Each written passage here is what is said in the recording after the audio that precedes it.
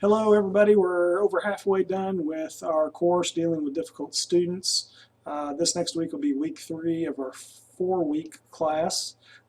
This is kind of a review of last week and a preview of the week to come, and I'm going to try to get through this quickly because I do want to respect your time. But I appreciate you taking the time to take a look at this PowerPoint, as it does give some information and a little bit of clarity on where we've been and where we're heading.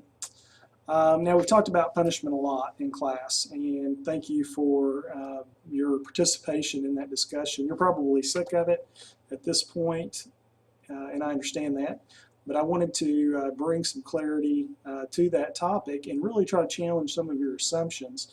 Now, I don't completely agree with the author in the article that we read this past week. But I do think that punishment is often viewed as a solution by the novice. I know when I was first in education, I thought that a way to really control my class was to just have increasingly more strict punishments, to have punishments that were, of a higher consequence, and I found that really just didn't work that great. The punishments got worse, but the behaviors really didn't change. And part of that was due to my desire to want to control my classroom. I think the novice will attempt to control behavior in the classroom, really feel like they need to prove to everyone that they are in charge. And the fact is that as the classroom teacher, you don't have to prove to anyone you're in charge. You're just in charge. You have authority. In fact, from a biblical perspective, we know that God places people in positions of authority, and that within that, those followers are expected to respect that authority and to fall underneath that authority. And I know that doesn't always happen perfectly, and that's why we're having a class like this. But I think that when teachers get into that struggle to try to prove they're in charge, then they run into some problems. That's probably just a new comer's problem too. Most of you are probably far beyond that. We have talked about whether punishment works or not. A couple questions. If punishment works, why do the same students get into trouble and return to the principal's office over and over? And why are prisons filled with repeat offenders? It would seem to show that punishment by itself is not the answer. Now, I'm not, again, an anti-punishment person. In fact, I believe that we do need to have consequences. They're going to happen regardless of whether we think we need them or not, because there's going to be natural consequences that are going to occur. Some of them may not be immediate, but some of them may be long-term. Consequences, though, punishments, they are not enough on their own. We need to teach appropriate behaviors in the classroom. So don't ever discount the idea of teaching behavior. You cannot neglect that.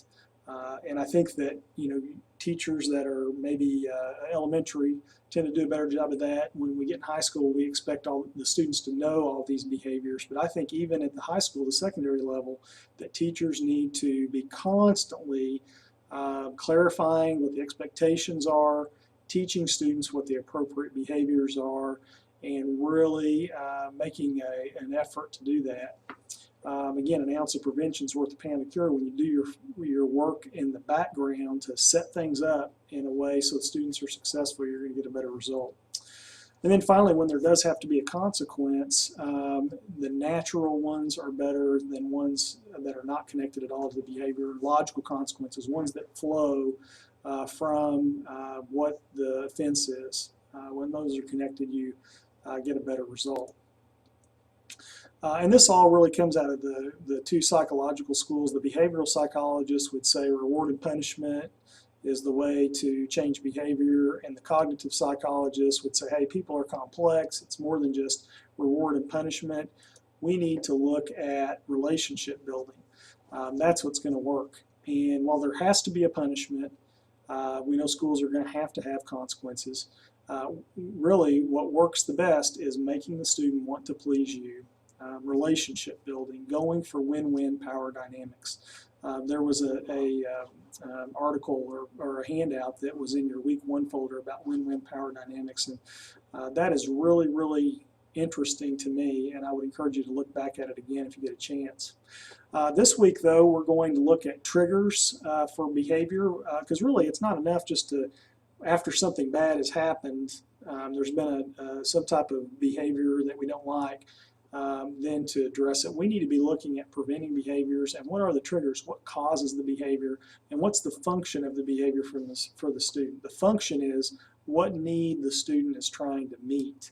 Now, they may not know, I'm going to meet my need by doing this. They may not know that, but they are, by acting out in the way that they are, by doing whatever behaviors, there may be underlying needs that they're trying to have met. So this week we're going to look at the functional behavior analysis, the FBA, which has been used in special ed for many years, a way to kind of look at what are those functions that the student is trying to carry out through their behavior. There's also a folder with some love and logic strategies. Not any response necessary to those. You might look through them, see if there's anything you like. And then another PowerPoint called Working with Angry Youth, and that's there as a resource as well. Not any discussion or anything on that. However, you might use those resources in the practice scenarios. We have, I think there's 6 or so different scenarios that I put out there.